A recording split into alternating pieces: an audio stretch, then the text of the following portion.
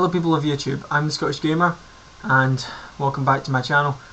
I haven't posted in a while, that's my fault entirely. I updated my computer and all of my recording stuff, Bandicam and I think it's Livecam I use with Microsoft on here, everything just went haywire because I downloaded an ad blocker that basically went, oh, everything you've installed is fucked. So I had to get rid of and reinstall a lot of crap. I'm gonna try and keep the schedule again. Slender will be out tomorrow as usual. But today I just want to talk about what my vlog last week was meant to be about, and that is games. I want to talk about the games that are coming out this year that I am most excited for. The two games I'm going to be talking about today will be Assassin's Creed Unity and Middle-earth: Shadow of Mordor. First, I want to start off with Assassin's Creed. Mostly because it's a game that I'm closest to. Assassin's Creed is my favourite game series by far. But I'm really upset with this game for just one major reason. And the reason is that I can't buy it. I don't have a next-gen console. I can't afford a next-gen console right now. I've only just started working and I need a new computer first.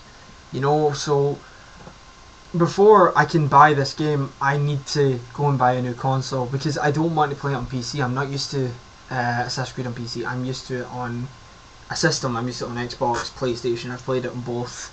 I have an Xbox 360 that I play all my Assassin's Creed games on. I have them all right behind me. You know, it's just, it annoys me because I was so looking forward to this game. When it first got announced, it didn't really say whether it was on next gen or, you know, the current consoles. And now that it's been said that it's only on next gen and PC, I'm quite annoyed by it.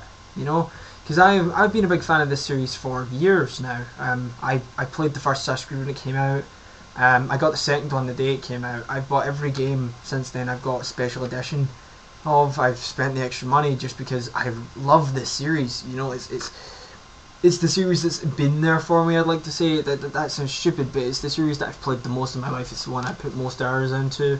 One I have most of my achievements on. You know, and it's the only game I still to this day can play over again and again and again and again without getting bored. You know, most games like Fable or Skyrim even, I can play over several times without getting bored, yeah, but eventually it loses its fun, it loses the appeal for me. But I haven't played an Assassin's Creed game yet that I wouldn't replay it again and again and again, and I'm so disappointed by not being able to get Unity on Xbox. It's something that's really upset me, but you know what? If it's how the game has to progress, then obviously I can't do anything about it. But it just sucks, you know. But I'm still so excited for it. You know, when I'm finally able to afford a next gen console and I buy one, that's the first game I'm buying. You know, it looks so cool. Like the co-op is the first big seller for me. That's awesome. It's just the whole idea of co-op in Assassin's Creed seems so cool. I love playing the multiplayer. I love playing team games. You know, like Artifact Assault was the best game ever because you worked as a team. You snuck in, you distracted people, you did everything together, and I thought that was so cool. And I thought, man, I'd love to see this applied into the game. And when I found out, yeah, it's getting applied in, it's part of the game now. 4 players. I was like, that's awesome. I can't wait to play this, you know. And then you've got they've invented a stealth system. Like now you can be stealthy. You can you go in a crouch position. You cling to surfaces. Because I remember playing it, all the games. This is the one fault I had with the games, is that when you're inside, there's nowhere to hide really. You know, you can climb up and hold onto the roof, and you can stand behind objects and try and obstruct other people's views, but there was never a way to be stealthy. There was never a way to hide behind stuff. There was never a proper way to do anything without, you know, tiptoeing and walking at such a slow pace. And you ended up losing your nerve with the game and just running through, abandoning the optional objective of not getting detected and just killing everyone in the room because you could. You had the ability. But that's a positive change. That's an addition that I really can't wait to try. Another one is they've changed the combat. Apparently they've made it harder. I haven't had a chance to check out stuff from E3 yet. I've only I've only read stuff so far. I haven't really checked out E3 so far. Like I said, my computer's been weird. But apparently the combat's a lot harder. So that, like, if there is a group of guards, you can't just run in, swing your sword, and kill every one of them with the counter kill method.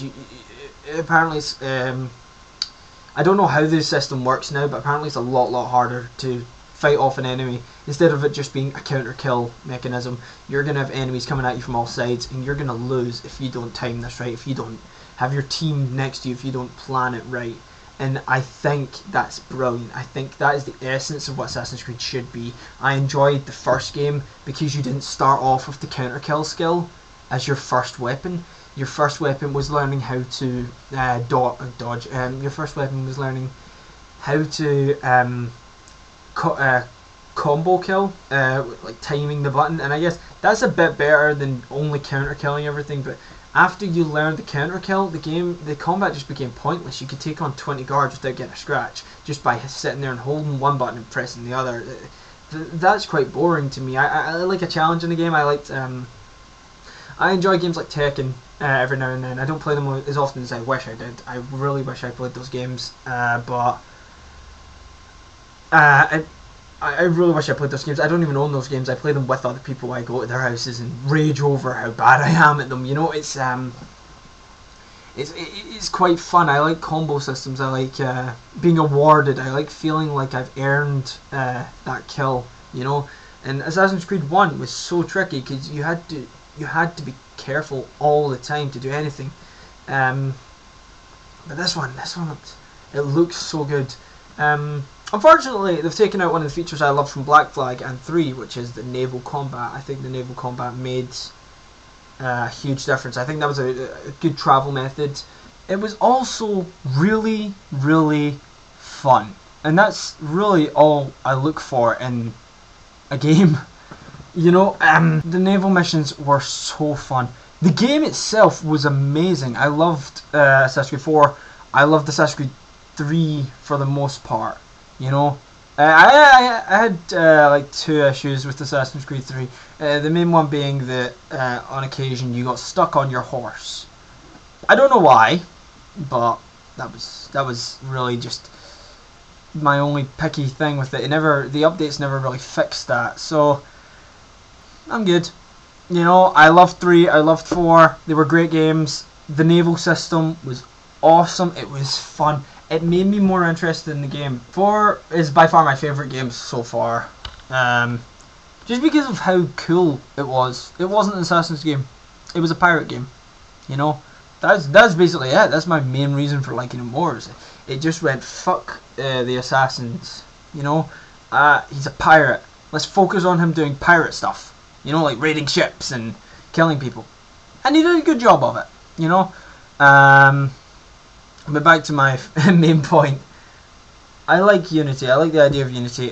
It's going back to the old roots, which I'm really looking forward to, because as much as I love the new roots of, you know, sort of going off track with them, I quite like the old stuff. I liked 1 and I liked 2.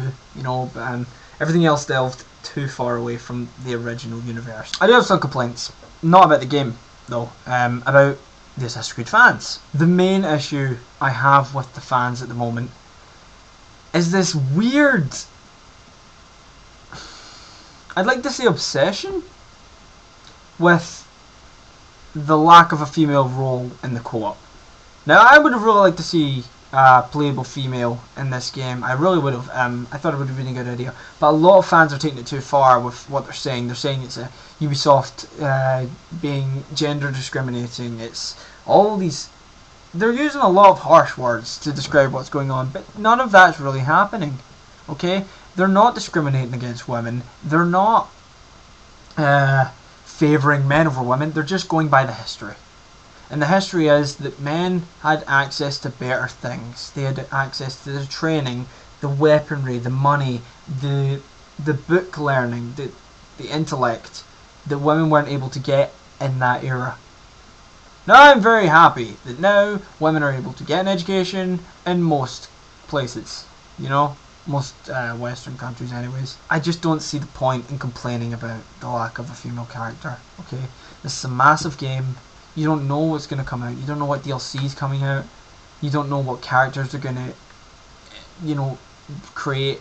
How do you know that the co-op mode won't have multiple characters to choose from in later stages when DLC comes out? Obviously, they're not going to make the main game co-op, and they don't make the DLC co-op, okay? It's silly to think that, but I really do hope that they bring out a female character. I don't see the use in it, however, in shouting about it and acting as if it's the end of the world. This is something that I tend to call Tumblrizing a situation. Now, I'm sure anyone that watches this is familiar with Tumblr. It's a website full of hypocrites and genuine idiots, basically. There's a lot of people who just go on that site to complain about their lives, to complain about all the minor things that they don't like in any situation. They'll complain about their coffee, they'll complain about the lack of coffee, they'll complain about their hair, they'll complain about their eyes, they'll complain about someone else's eyes and hair. I don't like the site. I don't like it very much. I go on to talk to my girlfriend on occasion. That's about it. Other than that, the site is just silly. There are some smart people on that site. Don't get me wrong. There are some people that go on that site and post ridiculously brilliant things. I've read really great game reviews on there. I've had discussions with people about great game ideas on there. It's really fantastic. But a lot of the community is dumb and they dramatize everything. A minority can't be looked at funny without the entirety of Tumblr exploding over it. Apart from that, I really don't have much complaint about the fans. A lot of them are quite supportive of the series. Assassin's Creed's one of those series that you either love it or hate it. I don't really know anyone that doesn't play this series. I don't know anyone that plays it moderately. Most people I know play it either too heavily for their own good, or they just don't play it at all. It just seems to be one of those series to me. The other game I was wanting to talk about was Shadow of Mordor, and I wish I had a lot more time to talk about this one. I'm running out of time tonight, I've got things to do. But Shadow of Mordor is a game that links in with Lord of the Rings. Obviously, Mordor's one of the places in there. It's the full name of the game is Middle-earth, Shadows of Mordor, and it's based around a character. I think it's Caleb. I think the guy's name was. I didn't actually look into it that much, but it's such a cool looking game. I'm not going to explain too much of it to you. Anyone that's interested in any of the Lord of the Rings sort of games, or stealth related games, or just games where you're an overpowered badass, you need to go check this out. I'm going to put a link to the gameplay from that game in the description, and I'm going to put a link to the Assassin's Creed Unity gameplay in the description. I'm really sorry I didn't have more time to talk about Shadows of Mordor. I actually don't have much to say about that one, because I don't know as much about it as I'd like to. But when I find out more, you'll find out more. The more I learn, the more you'll learn. I know the basic principle of it. You were killed, and now you're part Wraith. That's awesome. You can enter the Wraith world like Frodo does when he puts on the One Ring. But this time you can use it powerfully. You can use it not just... It's not a cloaking device, it's more of a... It can help you control people's minds. You can build an army of mind-controlled goons. It's quite a good system, and the enemy-based system is different every time you play it through. I'll explain it more in a different video. Today I've actually not got much time. I've really overrun this one. Anyway, thank you guys so much for watching. If you enjoyed the video, like it and send it to your friends and family. If you like the look of the channel, subscribe, and tune in tomorrow for a Slender playthrough. I think tomorrow was 8 pages again. I'm not sure. I'll have to check which one I've written down this time, because I keep changing my mind with that. But as always, it's going to be either die twice or get the pages. That'll be fun. As always, I've been the Scottish Gamer, and you guys have been fantastic. Until next time, have fun. Bye!